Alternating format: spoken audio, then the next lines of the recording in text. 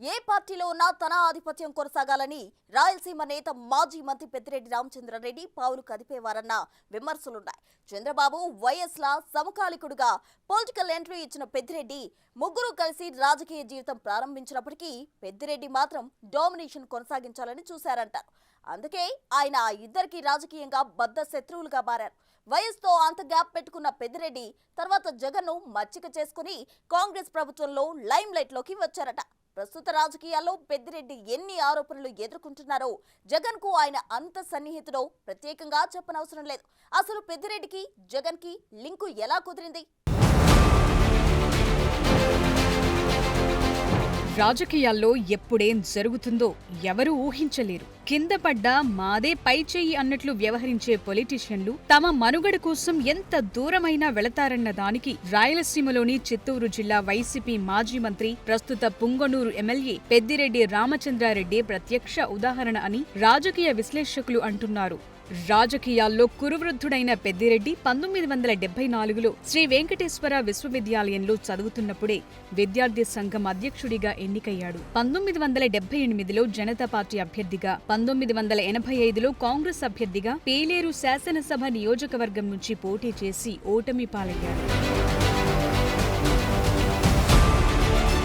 తర్వాత కాంగ్రెస్ పార్టీ అభ్యర్థిగా 1989, 1999, 2004లో పీలేరు నుంచి ఎమ్మెల్యేగా గెలుపొందారు. 2008లో పీసీసీ ఉపాధ్యక్షుడిగా నియమితులయ్యారు. 2009లో పుంగనూరు నుంచి ఎమ్మెల్యేగా గెలుపొందారు. అదే సంవత్సరంలో వైఎస్ రాజశేఖర్ రెడ్డి, కొణిజేటి రోసయ్య మంత్రివర్గంలో అడవులు, పర్యావరణ శాఖ, సాంకేతిక శాఖ మంత్రిగా పనిచేశారు. ఆయన 2013లో కాంగ్రెస్ పార్టీకి రాజీనామా చేసి వైసీపీలో చేరి 2014, 2019లో ఎమ్మెల్యేగా గెలిచారు. ఆయన 2019లో జగన్ మంత్రివర్గంలో పంచాయతీరాజ్, గ్రామీణాభివృద్ధి, గనుల, భూగర్భ శాఖ మంత్రిగా బాధ్యతలు చేపట్టారు. అదే పెద్దిరెడ్డి రామచంద్రారెడ్డికి గ్రామ సచివాలయ, వాలంటీర్ల శాఖ బాధ్యతలను 21 సెప్టెంబర్ 2020న ప్రభుత్వం అప్పగించింది.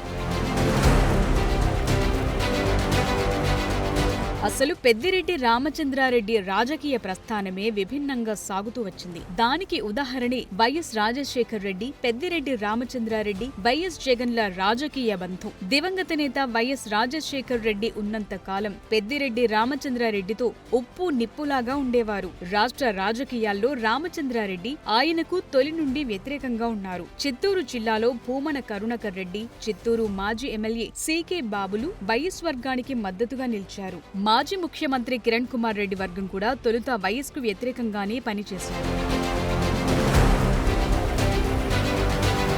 ఉమ్మడి ఆంధ్రప్రదేశ్లో మాజీ సీఎంలు నేదురుమల్లి జనార్దన్ రెడ్డి, కోట విజయభాస్కర్ రెడ్డిల హవా తగ్గాక కిరణ్ వర్గం కూడా వైఎస్తో కలిసిపోయింది. పెద్దిరెడ్డి రామచంద్రారెడ్డి మాత్రం 2009 వరకు వైఎస్కు వ్యతిరేకంగానే ఉన్నారు. 2001 జిల్లా పరిషత్ చైర్మన్ ఎన్నిక విషయంలో వైఎస్ వర్గానికి వ్యతిరేకంగా గట్టిగా నిలబడి బీసీ వర్గానికి చెందిన బంగారుపాళ్యం జెడ్పీటీసీ రెడ్డమ్మను చిత్తూరు జిల్లా జెడ్పీ చైర్మన్ చేశారు. అప్పుడు పెద్ద తతంగాన్ని నడిపారు. ఇరు వర్గాలకు సయోధ్య కుదర్చటంలో పీసీసీ అధ్యక్షుడు ఎం సత్యనారాయణ కొంతమేరకు వైఎస్ను ఒప్పించారు. రాజశేఖర్ రెడ్డి చేవెళ్ల నుంచి పాదయాత్ర ప్రారంభించిన సమయంలో రాష్ట్రంలోని కాంగ్రెస్ నాయకులంతా ఆ కార్యక్రమానికి హాజరయ్యారు.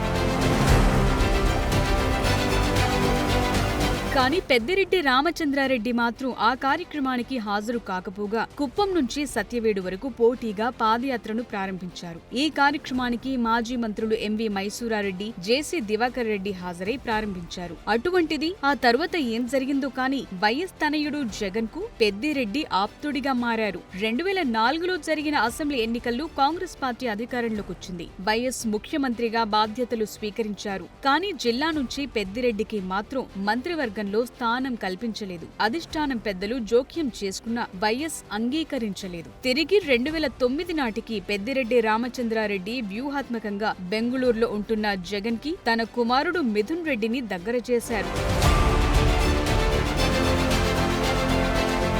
జగన్మోహన్ రెడ్డి ఒత్తిడితో వైఎస్ తన మంత్రివర్గంలోకి పెద్దిరెడ్డిని తీసుకున్నారన్న ప్రచారం కాంగ్రెస్ వర్గాల్లో ఇప్పటికీ వినిపిస్తుంది. అప్పటి నుండి పెద్దిరెడ్డి కుటుంబానికి జగన్ తో విడదీయలేని బంధం ఏర్పడిందట. జగన్ సీఎం అయ్యాక కేబినెట్ లో పెద్దిరెడ్డి నంబర్ 2 పొజిషన్ ను దక్కించుకున్నారు. తండ్రి రాజశేఖర్ రెడ్డితో విభేదించిన పెద్దిరెడ్డి రామచంద్రారెడ్డి ఆ తరువాత జగన్ కు అత్యంత ఆప్తుడిగా మారిపోయాడు. ఇప్పుడు అవినీతి ఆరోపణల్లో నానా కేసులు ఎదుర్కోవాల్సి వస్తోంది.